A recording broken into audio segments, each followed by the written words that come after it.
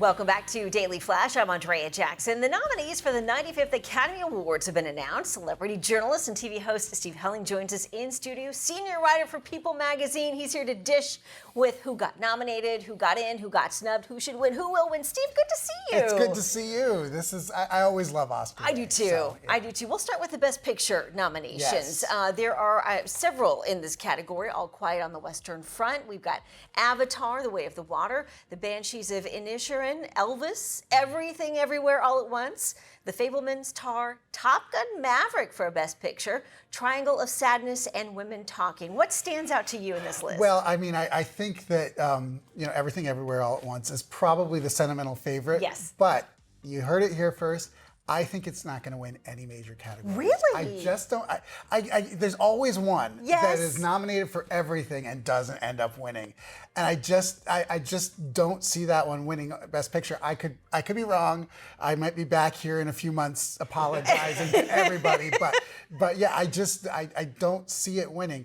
That list, I'm not sure. I don't think Top Gun is lucky to be nominated. Yes. I did notice that The Whale was not nominated, Which was is one that I surprising. expected. Yeah. So, it's all over the place. And that's what happens when there's 10 Best Pictures. See, we were talking about this. I don't think there should be 10. I like it when you keep it to 5. Yeah.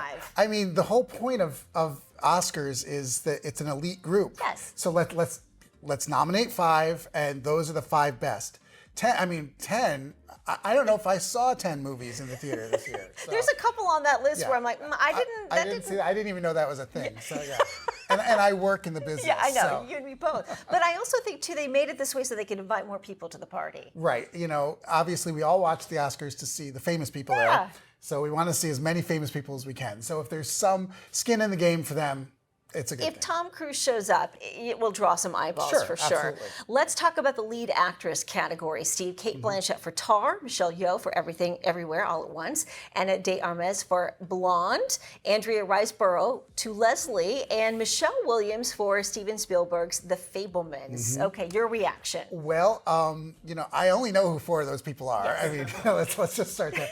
But I do think that this is going to be between Michelle Williams and probably Kate Blanchett. I think, Michelle, has a outside chance, but I think it's going to be between one of those. Really? I'm surprised. Everybody in the voting block loves Kate Blanchett. Yes, that's true. She's nominated every time she does anything, so I think that there's a good chance for her. Michelle Williams, I think, is kind of a sentimental favorite. She's been nominated a few times. This may be her year. I saw Tar. I thought Kate Blanchett was great, but I also was a little bit confused by the whole movie. It was a little too inside baseball for me. But they like that. Yes. I mean, the voters enjoy these things that are not, let's face it, the blockbusters we go to see rarely get nominated True. for Best Picture. That's just the way it works. Okay, let's go to the Best Actor category. Lead actor Austin Butler for Elvis, Colin Farrell for The Banshees of Inisherin, Brendan Fraser for The Whale, Paul Mescal, After Sun, and Bill Nighy for Living. All right, your reaction to this list? That's actually a really strong list. I could see pretty much any of them winning, but I think this is Brendan Fraser's year. He's got this buzz. He's won every other award up to this point, and then he's got that backstory where he was a Hollywood darling, and then all of a sudden he wasn't, and he had, personal issues and that type of thing, and now he's back. And if there's one thing that the voters like, it's the Cinderella story of coming back from something bad. Isn't that typical of Hollywood? They love to tear you down. Yep. And then see you suffer. And then after they decide you suffered enough, they're like, let's give him an award. Yeah, it's true.